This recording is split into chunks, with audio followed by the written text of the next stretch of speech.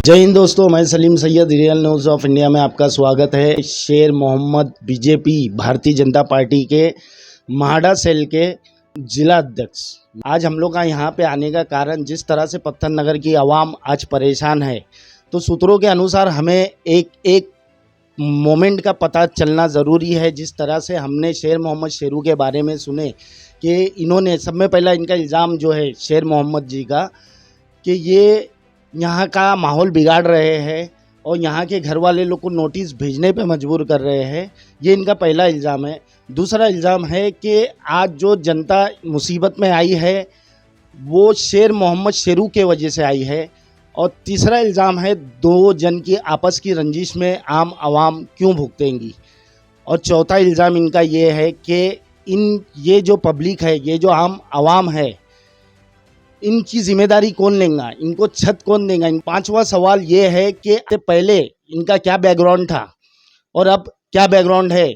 जहां तक इन पे इल्ज़ाम आया है कि ये बिल्डरों से पैसे लेते हैं, बिल्डरों से डील करते हैं, इनका मोटिव, इनका मिशन सिर्फ पैसा कमाना है। तो ये सब बारे में बात करेंगे और ये सब बारे में हम शेर मोहम्मद शेरू जी से डिटेल में जानने की कोशिश करेंगे। हमारे channel real news of India में आपका स्वागत है। शेर मोहम्मद जी, हम ये कहना चाहते हैं कि जिस तरीके का माहौल आज चल रहा है, कि आज जैसा नोटिस आया है, कोई वकील का हमने नाम सुने, कोई एडवोकेट का नाम सुने है कि जिससे मिलके आप यहाँ पे पत्थर नगर के लैंड पे, पत्थर नगर के एसआरए के उसमें नोटिस भेज रहे हैं। इस बारे में आप डिटेल बताएंगे, क्योंकि ये अफवाहों का बाजार है। लेकिन जो सूत्रों के अनुसार खबर आ रही है, वो खबर से आज यहाँ का माहौल एकदम सत्ते में है। तो आप क्या बोलना चाहेंगे? सबसे पहले आपके तमाम व्यूवर्स, चाहने वालों को मेरा प्यार भरा आदाब। देखिए, इल्ज़ामात तो ज़माने से लोगों पे और राजनेताओं पे तो लगते ही आए हैं, पर मैं कोई नेता नहीं हूँ। मैं इस इलाके का एक समाज सेवक, सोशल वर्कर हूँ। भारतीय जनता पार्टी का एक छोटा सा कार्यकर्ता हूँ, जो मोदी जी के झंडे को लेकर भारत नगर जैसे इतने बड़े माइनॉरिटी एरिया के अंदर अगर मैं आज बैठा हूँ और पब्लिक की जो सेवा कर रहा हूँ, तो मुझे कुछ करके दिखाना है अपने लोगों को, कि जो परसेप्शन जो लोगों के दिमाग में भारतीय जनता पार्टी को लेकर, स्पेशली माइनॉरिटीज़ के लोगों के दिमाग में जो बैठा है, मैं मेरे काम से उन्हें ये बताना चाहता हूँ कि आपकी गलतफहमी है, इसे दूर कर लो। मोदी जी ने जो कहा है कि सबका साथ सबका विकास, और वो सबका साथ सबका विकास कर रहे हैं। भारत नगर जो इलाका है, ये पूरा जो है महाड़ा से बिलोंग करता है। और मेरे जो लोग हैं, इस इलाके के लोग, ये बहुत बड़ी तकलीफ़ में और बहुत बड़े जंजाल में इस वक्त फंसे हुए हैं। इस जंजाल से सिर्फ ना मुझे उनको निकालना है, बल्कि खुद को भी निकालना है। पूरे भारत नगर पे जो 3310 लागू कराने की जो कोशिश जो बड़े बड़े बिल्डर्स लोग कर रहे हैं, उनकी कोशिश को नाकाम करने के लिए ही मैं भारतीय जनता पार्टी में शामिल हुआ हूँ, महाड़ा सेल के अंदर आया हूँ। और लोगों को अपने काम से मैं बताऊंगा कि भारतीय जनता पार्टी आप लोगों के लिए कितनी खिदमत कर रही है। जैसे कि आपने पहला इल्ज़ाम मुझ पे ये लगाया है कि ये जो हाई कोर्ट का जो ऑर्डर आया है पत्थर नगर बिल्डिंग पे चेकिंग का, इसमें मेरा क्या सहभाग है, मेरा क्या लेना देना। सबसे पहली बात तो ये सुन लीजिए कि ये जो हाई कोर्ट का जो ऑर्डर निकला है, ये पूरे एसडीएल के सिर्फ पत्थर नगर के ही नहीं, बल्कि पूरे मुंबई शहर की चेकिंग के ऊपर निकला है। और इसमें मेरा एक रत्ती बराबर का भी, दूर दूर तक के, मेरा या मेरी पार्टी का कोई लेना देना नहीं है। ये पहले जो वकील यहाँ पर कुछ एनजीओ के लोगों ने लाए थे और उन्हें भारत नगर की कई खूबियाँ और कई खामियाँ उन्हें बहुत करीबी तरीके से दिखाया, और आज वो लोग हमारी उन वीकनेस, उन कमज़ोरियों का फ़ायदा उठाते हुए, जैसे कि पहले गुलशन नसरी को ढाया गया एक कॉन्स्पिरेंसी करके, अब ऐसी एक कॉन्स्पिरेंसी बोलूँ या जो भी है, समझना है आप लोगों को समझ लीजिए, लेकिन ये उच्च न्यायालय का आदेश है और इसमें हमारा कोई लेना देना नहीं है। आप चाहे तो अपने लेवल पे जांच कर सकते हैं। रही बात आपने वकील साहब की कही है, तो यूसुफ खान साहब का मेरे साथ नाम जोड़ा जा रहा है। यूसुफ खान साहब का और मेरा कनेक्शन जो है वो इस ताल्लुक़ से है, मैं आपसे कोई बात नहीं छुपाऊंगा। मैंने यहाँ पर के जो 6 घर के लोग थे जो मेरे पास शिकायत लेकर आए थे, पत्थर नगर के रहवासी, दुकानदार और मकान वालों ने, कि उनके घर बिल्डर या तो उनसे ये कहता है कि तुमने बेच चुके हैं, घर खाली करो, या तो ये कहता है कि तुम नापात्र हो, तुमको घर नहीं मिलेगा, जो 40-40 साल से दुकान है। ये अलग-अलग किस्म से उनको डराया धमकाया जा रहा था। तो मैंने उनको, मेरे पास जो एविडेंस थे, जो डॉक्यूमेंट्स थे, उन तमाम एविडेंस और डॉक्यूमेंट्स की बदौलत मैंने उनको खड़ा किया उनके इंसाफ के लिए, और मैंने एक हाई कोर्ट के अंदर उनको पेपर्स और उनको एक मार्गदर्शन की तरह मैंने अपने आप को उनके सामने रखा, क्योंकि वो मेरे पास मदद मांगने आए थे। वकील, अब हमको कोई ना कोई वकील तो करना था।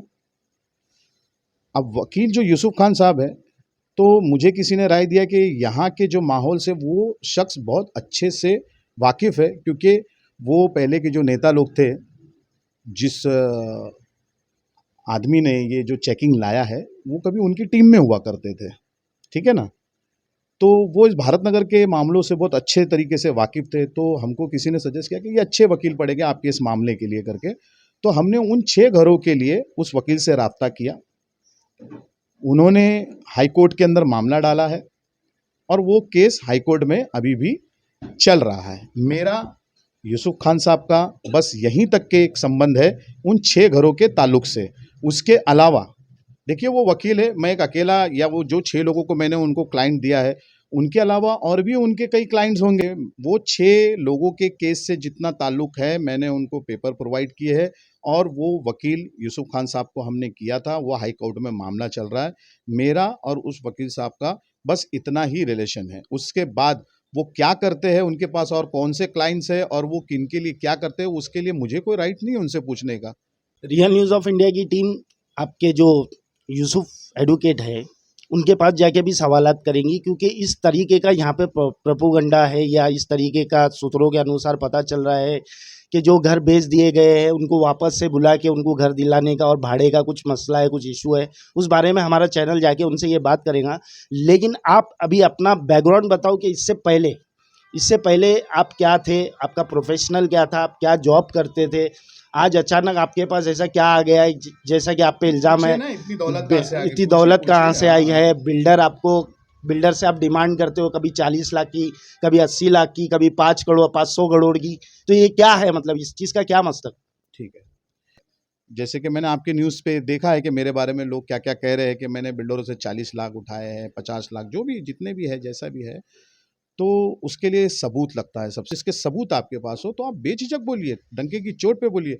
लेकिन अगर आपके पास कोई सबूत नहीं है और अगर आपकी ज़बान के अंदर अगर तमीज़ और तहज़ीब नहीं है, तो आप अगर किसी पे इल्ज़ाम लगाओगे तो कानून अपना काम करेगा सर। आप पे ये भी इल्ज़ाम है कि प्लॉट नंबर 11 में, भारत नगर के प्लॉट नंबर 11 में जो आपको घर मिला है वो भी बिल्डर की तरफ से दिया गया है। ठीक है सर, देखिए मैं तो सीधा ये बताऊँगा कि जिस वक़्त में बिल्डर आए थे, उस वक़्त में तो मेरी उम्र बहुत कम थी। मेरे वालिद साहब कॉर्पोरेटर थे, मेरे वालिद साहब पे बहुत से इल्ज़ामात लगाए जा रहे हैं। पर आप अगर ये देखेंगे कि वही लोग इल्ज़ाम लगा रहे हैं जो यहाँ पर के नए कुछ नौकर लोग हैं जो बिल्डर के, और वो बेचारे अपना काम कर रहे हैं, पगार लेते हैं उसी चीज़ की। मेरे वालिद की मोहब्बत जाननी है तो आप कभी अपना बूम लेके भारत नगर के आम पुराने रहवासियों के पास आप बेझिझक जाइए, मेरे वालिद के बारे में पूछिए, वो आपको मेरे वालिद का किरदार बताएँगे। रही बात मेरे वालिद की दौलत या मेरी दौलत की बात जो भी हो रही है, मैं आपके मीडिया के माध्यम से मैं आपको पूरे देश को मैं ये बताना चाहूँगा कि मेरे वालिद को मेरी पैदाइश से पहले है ना, इस पूरे मुंबई शहर के अंदर लाला लखपति के नाम से कहा जाता था। क्या कहा जाता था? मेरी पैदाइश से पहले से लाला लखपति। अब इससे ज़्यादा मुझे कुछ बोलना नहीं है कि लोग ये कह रहे हैं कि हम किराए के घर में, कभी हमारा जाके हमारा इतिहास निकालो। और अगर आप लोगों को लगता है कि बिल्डर ने अगर हमको कोई गैर मतलब जो रिश्वत, या क्योंकि मेरे पिताजी एक संवैधानिक पद पे थे, और अगर उन्होंने कोई रिश्वत ली है, कुछ भी है, तो जितना अच्छा आप लोग पब्लिक में भाषण देते हैं, उतने अच्छे पेपर पे लिखिए। ईडी है, सीबीआई है, डालिए ना वहाँ पर। गुलशन नर्सरी का जब यहाँ पे डेमोलेशन हुआ था, वहाँ पे आपका भी एक बाकड़ा था, तो वो क्या मसला था और इस पे आपका क्या डिमांड था? जी, मेरा कोई भाखड़ा नहीं था सर। गुलशन नर्सरी के कॉर्नर पे मेरी एक दुकान थी, जिसको मैंने अपना कार्यालय बनवा के रखा था, और उसके ऑफ़िशियल पेपर वग़ैरह है, और वो दुकान के बदले में भी आज तक के बिल्डर ने मुझे उसके बदले में जो मेरा मिलना चाहिए, क्योंकि दीवान साहब ने एक प्रॉमिस किया था कि भाई आपको इस चीज़ के बदले ये चीज़ मिलेगी, और फिर वो जेल में चले गए। तो अब मैं तो उनका इंतज़ार करने के सिवा कुछ कर नहीं सकता हूँ। तो क्योंकि मैं म्हाड़ा के 7643 के लैंड के ऊपर हूँ, अब इनका तो यही जो मसला चल रहा है, तो वो जब आएंगे तब देख लेंगे। हमने तो शेरू जी, सब में फिक्रोमंद और सब में इम्पोर्टेंट जो सवाल है कि यहाँ के लोगों का भविष्य क्या है। आप दो जन की रंजिश में ये आम आवाम पीछे जा रही है, इस बारे में आप क्या बोलेंगे और किस किस्म की आपकी रंजिश है जो आए दिन एफआईआर पे एफआईआर हो रहा है, कभी आप उन पे कभी आप पे वो, तो जिस तरीके से ये माहौल चल रहा है तो इसमें सीधा सीधा नुकसान तो आम जनता का नजर आ रहा है। देखिए, मैं आपको सीधा सीधा बता दूं, ये लोगों ने आज से 2 दिन पहले बिल्डर के लोगों ने मीटिंग की, एक सभा बुलाई। उस सभा का उनके पास परमिशन नहीं था, माइक पे भाषण दिए गए, कई लोगों की इज्जत उतारने का काम किया गया है। असल में ये मुद्दे से भटका रहे हैं। असल मुद्दा ये मुझे बदनाम करने के लिए, क्योंकि मुझे और किसी तरीके से रोक नहीं पा रहे, मेरी जान पे हमले हो रहे हैं। मुझे असल मुद्दा, इस मुद्दे की आवाज़ में ये जो 6000 स्क्वायर मीटर जो हमारे पीछे जहाँ हम बैठे हैं, ये जो म्हाड़ा का लैंड है, हज़ारों करोड़ों का, ये 950 से करोड़ से भी कहीं ज़्यादा का ये लैंड है। इस लैंड पे जो सिटी सर्वे हुआ, जो मैंने ये सिटी सर्वे को होने से रुकाया है, मैंने इसे बहुत ही लीगली और जायज़ तरीके से पुलिस वालों से मदद लेकर मैंने इसको रुकाया है। और इसी सिटी सर्वे को भारत नगर में इसका बवाल ना हो। देखिए, मैं जो बात करता हूँ वो पेपर पे बात करता हूँ, बेबुनियाद किसी पे इल्ज़ाम लगा के कुछ मसला हल नहीं होगा। ये मेरा इलाका, मेरा भारत नगर मेरा घर है। ये सिर्फ जहाँ मैं बैठा हूँ ये मेरा घर नहीं, ये पूरा भारत नगर मेरा घर है। हमको बहुत प्यार करने वाले लोग हैं। हम कल मरेंगे ना तो ये हमको कंधे पे लेके जाने वाले लोग हैं, ठीक है। तो मैं आपको बता दूं कि ये सिटी सर्वे को जो मैंने रुकाया है, इसी के लिए मुझे बदनाम करने के, पत्थर नगर के मैटर में मुझे घसीटा जा रहा है, जिस पे मैंने अलग से केस करवाया है। एनीवेज, उसके बारे में बाद में बात करूंगा। असल में सिटी सर्वे को एसआरए ने ऑर्डर दिया है। हमारे दर्शक खुल के सुनना चाहते हैं कि क्या बोलना। जी बिल्कुल, मैं खुल के मैं आपको बता रहा हूँ। मेरे पास दूध का दूध, पानी का पानी ही होता है, और वही चीज़ मैं बोलूँगा जो पेपर पे है। अचानक पिछले जुम्मा के दिन सिटी सर्वे आता है भारत नगर में, जिसकी किसी को खबर नहीं होती है, और वो डिमार्केशन का काम, यानी कि मोजनी का काम, यानी ज़मीनों का टुकड़ा कौन सा कितना है, कैसा है, ये मैं आपके दर्शकों को समझ में आया इसलिए क्लियर बता रहा हूँ। ये काम करने के लिए आया कि कौन सा टुकड़ा किस ज़मीन का है, वो किसको बिलोंग करता है, इसका मालिक कौन है, इसका मालिक कौन है। तो ये बहुत ही बारीकी और बहुत ही इंपॉर्टेंट काम है, और सिटी सर्वे को कोई चैलेंज नहीं कर सकता है। ये आखिरी पायदान है। हमारा लैंड है म्हाड़ा का, ठीक है, हम म्हाड़ा के अलाउटिस हैं। सिटी सर्वे आता है, जब वो यहाँ आया तब हमने सिर्फ उनसे ये सवाल किया कि आपने चारों तरफ की इदारों को, सोसाइटीज़ वगैरह को आपने कोई इंटीमेशन लेटर दिया है और आप आके सिटी सर्वे कर रहे हैं। उस वक्त उन्होंने कई बातें छुपाई, लेकिन अगले दिन जब हम सिटी सर्वे ऑफिस पहुंचते तो हमको वहां पर उनके अधिकारी क्या बताते हैं कि ये सिटी सर्वे डेवलपर के पैसे से किया जा रहा है, पहली बात। और ये सिटी सर्वे कराने की परवानगी उनको दिए एसआरए ने। दूसरा, किन किन जगहों का, तो उस लेटर के अंदर बाकायदा सोसाइटियों के नाम लिखे, वाल्मीकि नगर से लेकर टाटा कॉलोनी तक के उसमें नाम है। और म्हाड़ा के लैंड पे एसआरए के कहने पे सिटी सर्वे आके हमारा डिमार्केशन कैसे कर सकता है, और बिना लोगों को माहिती दिए। बिल्डर के यही लोग जो आज मेरे नाम पे ये जो कचकच कर रहे हैं, ये लोग इस बात को दबाने के लिए, छुपाने के लिए, ताकि ये पूरे भारत नगर के 48 एकड़ लैंड के ऊपर जो बसे हुए लोग हैं, ये कहीं उजागर अगर हो गए, इनको अगर पता चल गया कि बिल्डर चोरी चुपके से सिटी सर्वे यहाँ पर करवा रहा है, जिनके घरों को 3310 में डालने का पूरा षड्यंत्र रचा जा रहा है। मैं आपको बता दूं कि अभी कुछ ही दिन, 2-1 दिन में ही हमारा प्लॉट नंबर 11 का कोर्ट के अंदर तारीख थी, और माशाल्लाह एक बड़ी गुड न्यूज़ आई है उसके अंदर कि म्हाड़ा ने, हमारी सोसाइटी ने जो पैसा, कन्वेंस का पैसा भरा है, तो जज साहब ने कहा है कि जब पैसा इन्होंने भरा है तो इनको कन्वेंस क्यों नहीं दिया गया। तो ऐसे कई केसों के म्हाड़ा के अंदर बहुत से बड़े रद्दोबदल होने जा रहे हैं। हमारी भारतीय जनता पार्टी के जरिए हमने म्हाड़ा के अंदर बहुत से लेटर्स हमने डाले हैं, जो आवाम को इसी रमज़ान में हमको बहुत सारी खुशखबरियां देनी है। तो ये चीज़ बिल्डर, क्योंकि बिल्डर इसी चीज़ से डिपार्टमेंट में आना जाना होता है। बिल्डर बोले तो इशारा आपका किसके साइड है? भूतपूर्व से है, एचडीआईएल से है, ओमकार से है, मैं आपको क्लियर नाम बता रहा हूँ।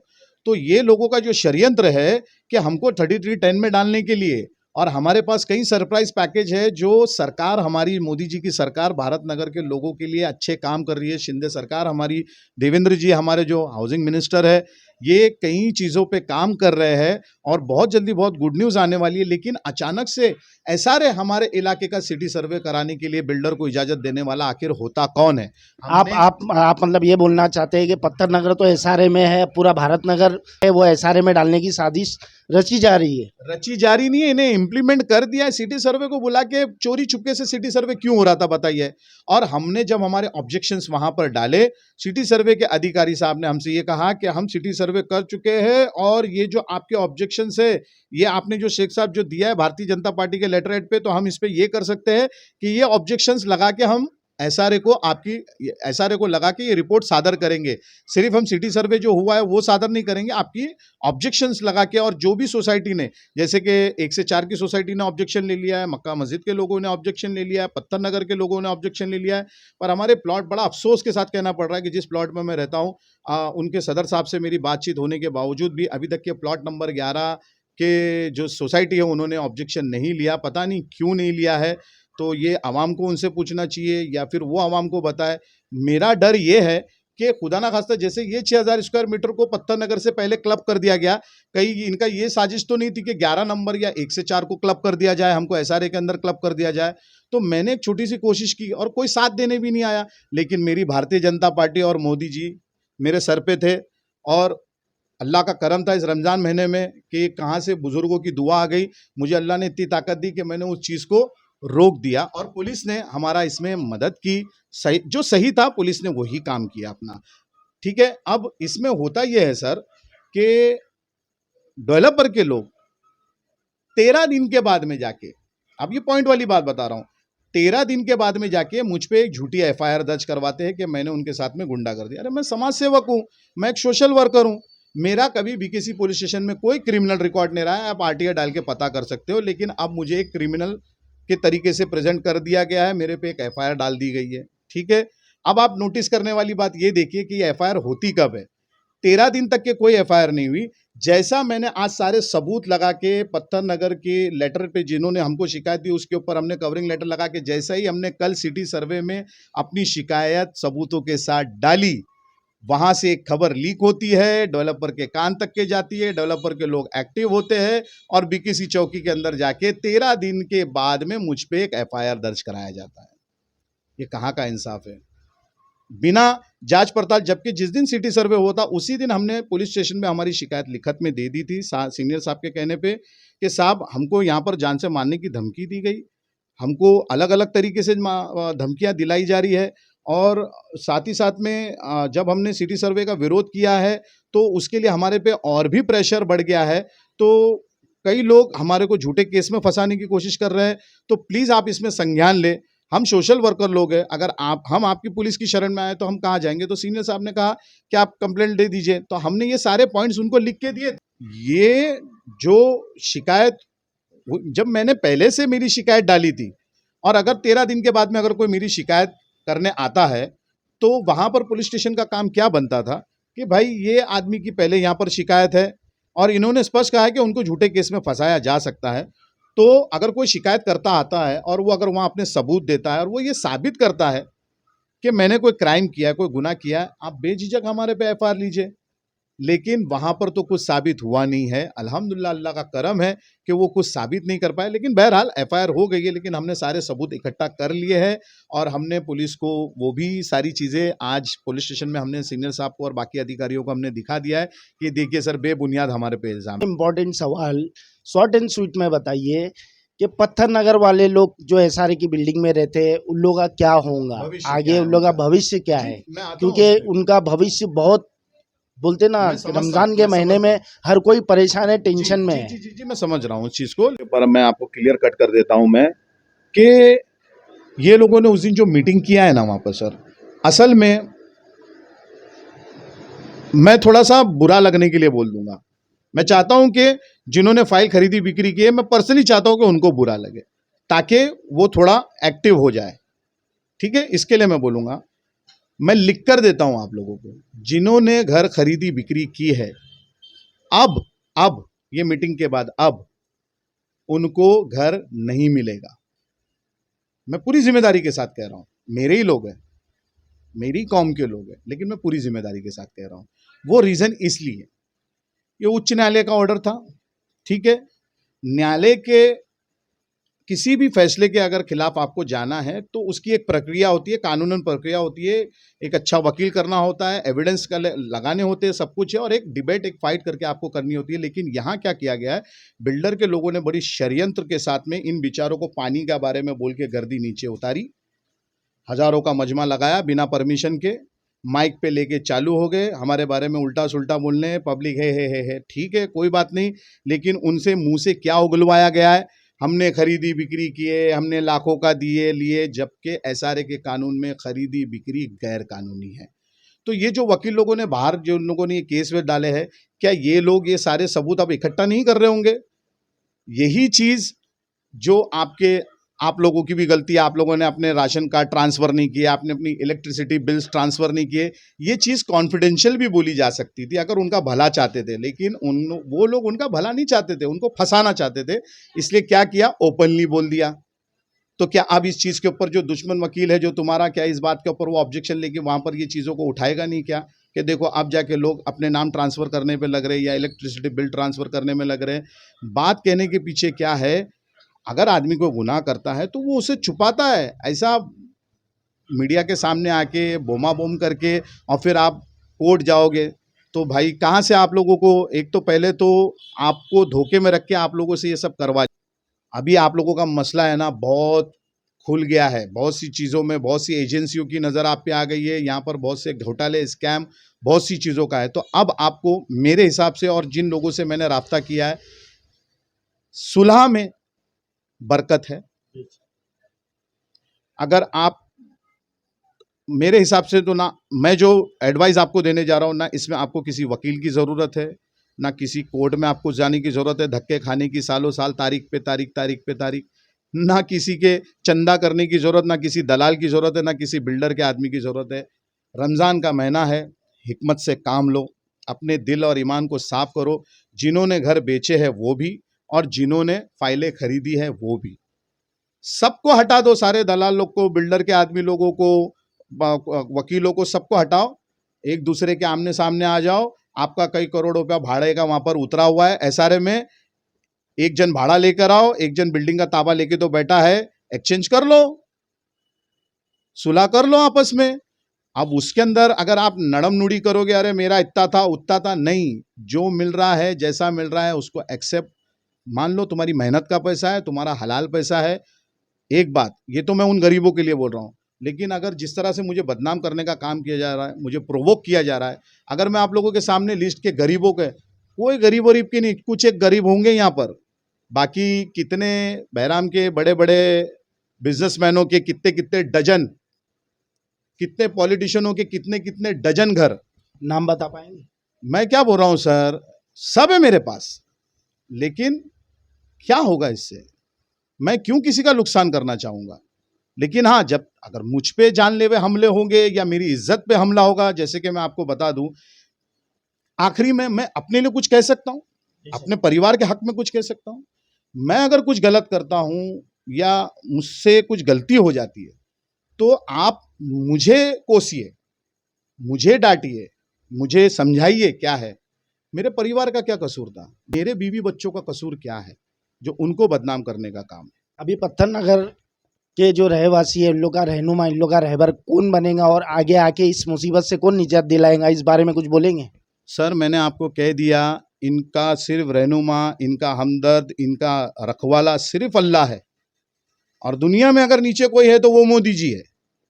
तो मैं आपको क्लियर कट बात बोल देता हूं कि आपस की ना इत्तेफाकी को दूर करे, किसी की जरूरत नहीं है। आप एसआरए से भाड़े का पैसा लेकर आ जाओ, आप बिल्डिंग का रूम की चाबी लेकर आ जाओ, आपस में मेल मिलाप कर लो, एक दूसरे को हाथ मिलाओ, तो ना आपको किसी दलाल की जरूरत, ना वकील की जरूरत, ना कोर्ट की जरूरत, ना बिल्डर की मदद की जरूरत, ना बिल्डर के धोखे की आप अपने मसले मसाइल ठीक कर लो ना आपस आप में। जानते हैं ऐसा कुछ हो नहीं सकता है, इसमें बहुत बड़ा वक्त लग जाएगा और बहुत मुसीबतों का सामना करना पड़ेगा। तो खाइए कोर्ट कचहरी के धक्के, वो लोग कोनी पे गुड़ लगाते रहेंगे और आप लोग गुड़ चाटने की कोशिश करते रहिए। उसमें ना आप कुछ कर सकते, ना मैं कुछ कर सकता हूँ, क्योंकि मालिक का कोई मालिक नहीं होता है। मकान वाला जो बैठा वो एक मालिक, जिसके नाम पे भाड़ा आया हुआ वो एक मालिक। मालिक से बड़ा कोई मालिक नहीं है। दो मालिक मिल जाओ, आपस में गले मिलाओ, गिले शिकवे दूर करो, एक्सचेंज कर लो, मसला खत्म।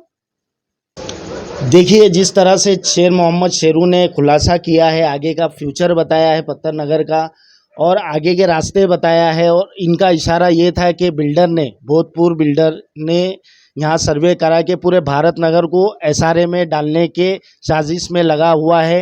हो सकता है कि ये पूरा भारत नगर नहीं, पूरे बांद्रा में इस चीज़ की हवा फैलेंगी। तो ये इनकी तरफ से एक इशारा था। आइए आगे के लिए हम लोग देखेंगे कि आगे पत्थर नगर का भविष्य क्या होगा और आगे के लोगों, वहाँ के रहवासियों पे किस किस मुसीबत का सामना करना पड़ेगा। हमारे चैनल पे बने रहिए।